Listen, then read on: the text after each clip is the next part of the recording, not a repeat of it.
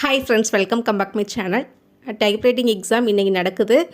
இன்றைக்கி நிறைய பேத்துக்கு எக்ஸாம் இருக்கும், நாளைக்கும் நிறைய பேத்துக்கு எக்ஸாம் இருக்கும். இன்றைக்கி பண்ணுறவங்க நாளைக்கு எக்ஸாம் பண்ணுறவங்க எல்லாத்துக்குமே ஆல் தி பெஸ்ட். நல்லா பண்ணுங்கள், பயப்படாமல் பண்ணுங்கள். எக்ஸாம் ஹால்குள்ளே என்ன கொண்டு போகணும், என்ன கொண்டு போகக்கூடாது அப்படின்றத சொல்லிடுறேன்.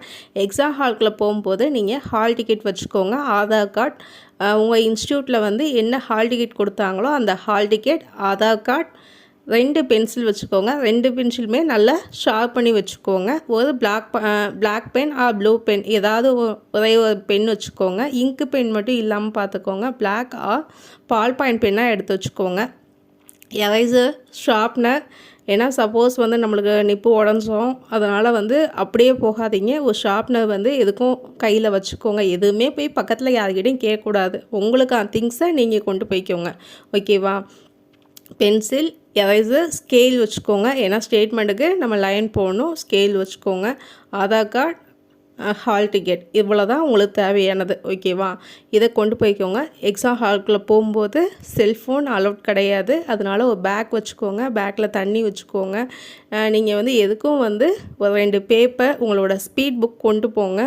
அங்கே போய் உட்காந்தோன்னா நிறையா மிஷின் இருக்கும். மிஷினை பார்த்துட்டு பயந்தீங்க அப்படின்னா வேலைக்கு ஆகாது. நம்ம மனசு வந்து இப்போ நானே சீனியர் எக்ஸாம் போகிறேன், எனக்குமே ஒரு சில பயங்கள் இருக்க தான் செய்யுது. ஏன்னா நம்மளுக்கு அந்த 1.5 மணி நேரத்தில் நம்ம அடிக்கிறது தான். இத்தனை நாள் நம்ம அடித்தது அது தனி, ஓகேவா? அந்த 1.5 மணி நேரத்தில் நல்லா அடித்தவங்களும் அடிக்காமல் போகலாம். ஏன்னா பயந்தீங்க அப்படின்னா கை வந்து டைப் பண்ண வராது. மோஸ்ட்லி பயப்படாதீங்க. அங்கே ஒரு 100க்கும் மேலே டைப்ரைட்டிங் மிஷின் இருக்கும். நிறைய பேர் வந்து உங்களோட சேர்ந்து அடிப்பாங்க. மற்றவங்க வந்து ஸ்பீடாக பண்ணுறாங்க, நம்ம ஸ்பீடாக பண்ணோம் அப்படின்னு உங்களோட ப்ராக்டிஸை மாற்றாதீங்க. நீங்கள் எப்படி பண்ணுவீங்களோ, ஸ்லோவாக பண்ணுவீங்கன்னா ஸ்லோவாக பண்ணுங்கள், ஸ்பீடாக பண்ணுவீங்கன்னா ஸ்பீடாக பண்ணுங்கள். உங்களோட வேலையே வந்து நீங்கள் ஃபாலோ பண்ணி டைப் பண்ணுங்கள். மற்றவங்கிட்ட போயிட்டு டவுட் கேட்க வேணாம், ஓகேவா? நீங்கள் இத்தனை நாள் நீங்கள் ப்ராக்டிஸ் பண்ணது போதும். கடைசி நிமிஷத்தில் போயிட்டு இது டவுட்டாக இருக்குது, அது டவுட்டாக இருக்குன்னு கேட்க வேணாம். இன்னொருத்தவங்க வந்து ஏதாவது டவுட் கேட்டாலும் இப்போதைக்கு நீ ஃப்ரீயாக விட்டுரு, எனக்கு வந்து இப்போதைக்கு எதுவும் சொல்கிற அளவுக்கு என் மைண்டு இல்லை அப்படின்ற மாதிரி சொல்லிவிடுங்க. ஏன்னா மாற்றி விட்ருவாங்க. என்னென்னா இல்லை இப்படி பண்ணக்கூடாது, அப்படி பண்ணக்கூடாது அப்படின்னு சொல்லும்போது நம்மளுக்கு கன்ஃபியூஸ் ஆகிடும். இப்போ ஸ்டேட்மெண்ட்லேயே கால்குலேஷன் இருக்குது அப்படின்னா, இது இப்படி பண்ணக்கூடாது, இப்படி மாற்றி கால்குலேஷன் பண்ணணும், என்ன நீ இப்படி பண்ணுற அப்படின்னு சொல்லிட்டாங்கன்னு நினச்சிக்கோங்க. நீங்கள் இத்தனை நாள் கரெக்டாக பார்த்து வச்சுருப்பீங்க, அவங்க டக்குன்னு மாற்றிட்டாங்க அப்படின்னா நம்ம இப்படி பண்ணுறதா அப்படி பண்ணுறதான்னு டவுட் வரும். மோஸ்ட்லி யாருக்கிட்டையுமே எதையுமே கேட்காதீங்க. சப்போஸ் ரொம்ப டவுட்டாக இருக்குது, கடைசி நேரத்தில் இதை சால்வ் பண்ணியே ஆகணும் அப்படின்னா கண்டிப்பாக உங்களோட ஸ்டாஃப் அங்கே இருப்பாங்க. அவங்ககிட்ட போய் ஜஸ்ட்டு சார் இது இப்படி தான் அப்படின்ட்டு இது மாதிரி ஒரு டவுட்டாக இருக்குது, இதை கிளாரிஃபை பண்ணுங்கள் சார் அப்படின்னு போய் கொஞ்சம் பணிவாக கேளுங்க. ஏன்னா அவங்களுக்கும் ஒரு டென்ஷனில் இருப்பாங்க. எல்லா ஸ்டூடெண்ட்ஸ் வரணும், வைக்கணும், எக்ஸாம் அரேஞ்ச் பண்ணோம் அப்படின்ட்டு ரொம்ப டென்ஷனில் இருப்பாங்க. இந்த நேரம் போய் கேட்கும்போது டென்ஷன் ஆவாங்க. நீங்கள் கொஞ்சம் பணிவாக கேட்டிங்க அப்படின்னா சொல்லுவாங்க. ஏன்னா உங்கள் ஃப்ரெண்ட்ஸ் கிட்டே கேட்குறத விட ஸ்டாஃப் கிட்டே ஈஸியாக வந்து கேட்டுக்கோங்க. இன்னொன்று, எக்ஸாம் ஹால்குள்ளே போனோன்னா வந்து பயப்படாதீங்க. உங்களுக்கு போனோடனே அட்டெண்டன்ஸ் சீட் கொடுப்பாங்க, அதில் சைன் பண்ண சொல்லுவாங்க. எல்லாமே சைன் பண்ணியாகணும். உங்களோட சேர் எப்படி இருக்குது, உங்களோட டைப்பிங் மிஷின் எப்படி இருக்குது, கேப்ஸ்லாக் எதுவும் ஆனில் இருக்கா, எல்லாமே பார்த்துக்கோங்க. சப்போஸ் ஆனில் இருந்தது அப்படின்னா ரிலீஃப் பண்ணி விடுங்க. இன்னொன்று, டைப்ரைட்டிங் மிஷினில் வந்து மார்ஜின் செட்டப் பண்ணிடுங்க. ஃபஸ்ட்டு ஸ்டேட்மெண்ட் லெட்டர் தான் டைப் பண்ணுவீங்க, அதுக்கேற்ற மாதிரி நீங்கள் மார்ஜின் அண்டு ஸ்பேஸ் வந்து கரெக்டாக அரேஞ்ச் பண்ணி வச்சுக்கோங்க. உங்களோட நீங்கள் ஒயிட் ஷீட் ஒன்று கொண்டு போகிறீங்கல்ல, அதில் சும்மா டைப் பண்ணி பாருங்கள். எல்லாமே மோஸ்ட்லி உட்காந்து ஸ்பீட் போட்டு இருப்பாங்க. அந்த நேரம் நீங்கள் ஸ்பீட் போடாதீங்க. ஏன்னா உங்கள் கைக்கு வந்து ரொம்ப ப்ரெஷர் கொடுக்கக்கூடாது. ஓரளவு வந்து நீங்கள் நார்மலாக இருந்தீங்கன்னாவே போதும். மற்றவங்ககிட்ட கம்யூனிகேட் பண்ண வேணாம். கொஞ்சம் டென்ஷன் இல்லாமல், ப்ரெஷர் இல்லாமல் அமைதியாக இருந்தீங்கன்னாவே உங்களுக்கு நீட்டாக ஸ்டேட்மெண்ட் லெட்டர் கொஸ்டின் கொடுப்பாங்க. 45 மினிட்ஸ் கொடுப்பாங்க. அந்த 45 மினிட்ஸில் நீட்டாக ஸ்டேட்மெண்ட் வந்து ஒரு 25 மினிட்ஸ் டைம் வச்சுக்கோங்க. 25 மினிட்ஸில் வந்து நீங்கள் அடிக்க பாருங்கள். ஒரு சில இன்ஸ்டியூட்டில் வாட்ச் அலோவ் பண்ண மாட்டுறாங்க, ஒவ்வொரு இதில் வந்து வாட்ச் அலோவ் பண்ணுறாங்க. நீ மோஸ்ட்லி வாட்ச் கட்டிட்டு பாருங்கன்னா கட்டிட்டு போங்க. சப்போஸ் அலோவ் பண்ணல அப்படின்னா தூக்கி வச்சுக்கோங்க.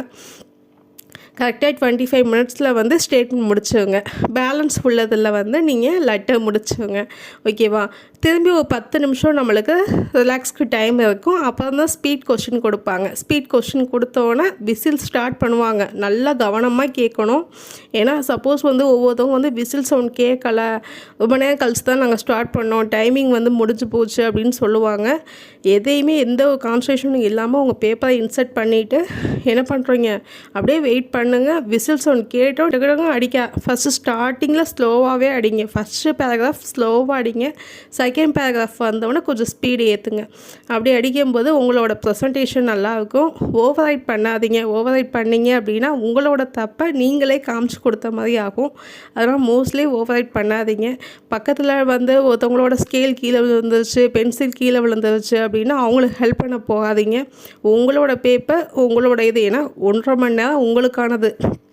சப்போஸ் வந்து மற்றவங்களுக்காக அதை மற்றவங்க டவுட் கேட்டாங்க, அதை நான் கிளாரிஃபை பண்ணேன், எனக்கு டைம் இல்லை, இன்னொன்று மற்றவங்களோட திங்ஸ் கீழே விழுந்துச்சு, அதை எடுக்க போனேன், என்னோடய ஸ்பீட் நான் பண்ண முடியல அப்படின்னு சொன்னீங்கன்னா அது வேஸ்ட்டு. உங்களுக்கான இதை மட்டும் பண்ணுங்கள். ஏன்னா வந்து இது கடைசி நிமிஷம். இதில் நீங்கள் பாஸ் ஆகிட்டிங்கன்னா ஒன்றும் கிடையாது. சப்போஸ் வந்து ஃபெயில் ஆகிட்டீங்க அப்படின்னா 6 மந்த்து திரும்பி இன்ஸ்டியூட் போகணும். நெக்ஸ்ட்டு ஃபிப்பில் தான் எக்ஸாம். அதை மைண்டில் வச்சுக்கோங்க. அதுக்கு எக்ஸாம் ஃபீஸ் கட்டணும். இப்போயே ஈஸியாக கம்ப்ளீட் பண்ணி போயிடணும். ஒன்று டிஸ்டிங்ஷன் எடுக்கணும், ஃபஸ்ட் கிளாஸில் பாஸ் ஆகணும். டிஎன்பிசி ஸ்டூடெண்ட்ஸ் எல்லாருமே மோஸ்ட்லி டிஸ்டிங்ஷனில் பாஸ் ஆகணும் அப்படின்ற இதில் டைப் பண்ணுங்கள். ஓகேவா? அந்த ஸ்பீடு அடிக்கும்போது கொஞ்சம் நீங்கள் மிஸ்டேக் நிறையா வருது அப்படின்னா கொஞ்சம் ஸ்லோ பண்ணிவிடுங்க. ஸ்லோ பண்ணி அடிக்க ஸ்டார்ட் பண்ணுங்கள். ஏதோ ஏனதோன்னு அடித்தோம் முடித்தோம் அப்படின்னு கொடுக்காதீங்க. ஏன்னா நல்லா உன்னிப்பாக நம்மளுக்கு பேப்பர் கரெக்ஷன் பண்ணாங்க அப்படின்னா ஃபெயில் ஆகிடுவோம். 34 மார்க்கு ஸ்பீடில் வந்து எடுத்து ஃபெயில் ஆனவங்களும் இருக்காங்க. அந்த 1 மார்க் வந்து போட்டிருந்தாங்கன்னா பாஸ் ஆகியிருந்துருப்பாங்க. ஏன்னா மேம் வந்து ரீவேல்யூஷன் போட்டாங்க. ஒரு பொண்ணு வந்து ஃபெயில் ஆகியிருந்தாங்க.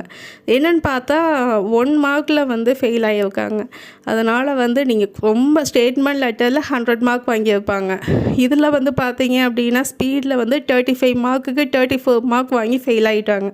அதனால் மோஸ்ட்லி வந்து கொஞ்சம் கேர்ஃபுல்லாக இது பண்ணுங்கள். இப்போ இங்கிலீஷில் வந்து நீங்கள் ஸ்பீடு அடிக்கிறீங்க அப்படின்னா அண்டு, ஸோ, டூ இதெல்லாம் வந்து உங்களோட ஃபிங்கர் பழகி இருக்கும். அங்கெல்லாம் கொஞ்சம் ஸ்பீடு ஏற்றுங்க.